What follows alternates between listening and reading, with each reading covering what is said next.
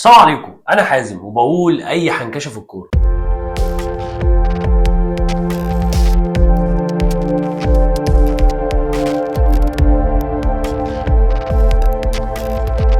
اليومين اللي فاتوا كان في جدل كبير في الكره المصريه بسبب اعلان صفقه زيزو الى الاهلي. بص، هو الخبر لسه ما اعلنش رسمي، النادي الاهلي ما اعلنش رسمي ولا زيزو اعلن رسمي عن انتقاله للنادي الاهلي، بس كل المؤشرات بتقول ان زيزو خلاص في النادي الاهلي. انا هنا حابب اتكلم في نقطتين.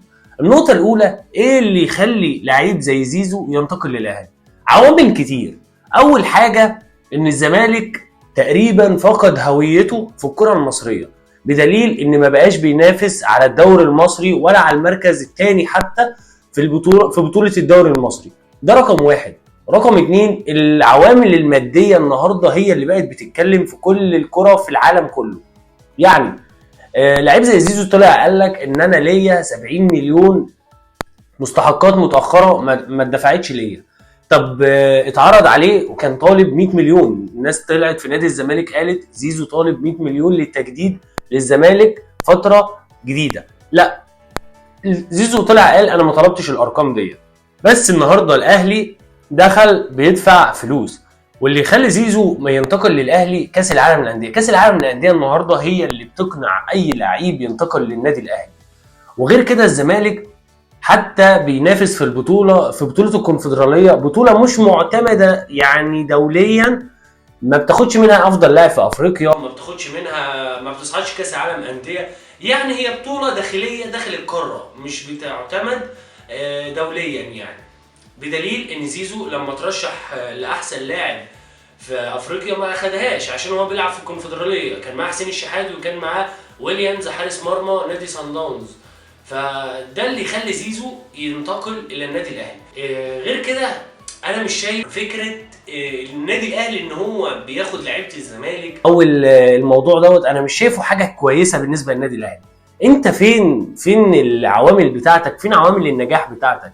انا مش مبسوط، انا كمشجع اهلاوي بقى مش مبسوط ان النادي الاهلي فرقته هتقوم على سكواد نادي الزمالك. دي حاجه مش بسطاني على فكره.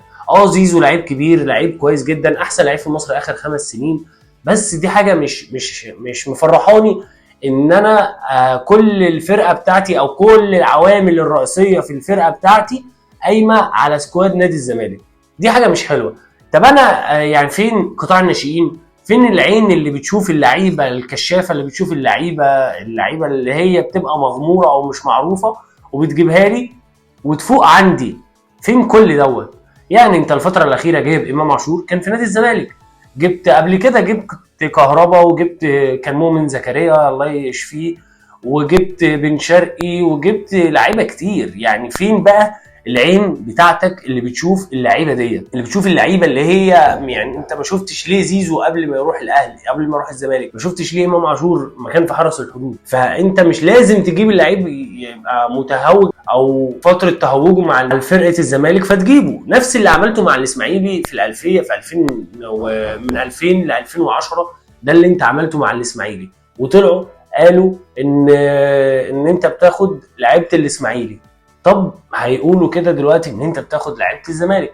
فلازم الاهلي يبقى عنده موارد غير ده.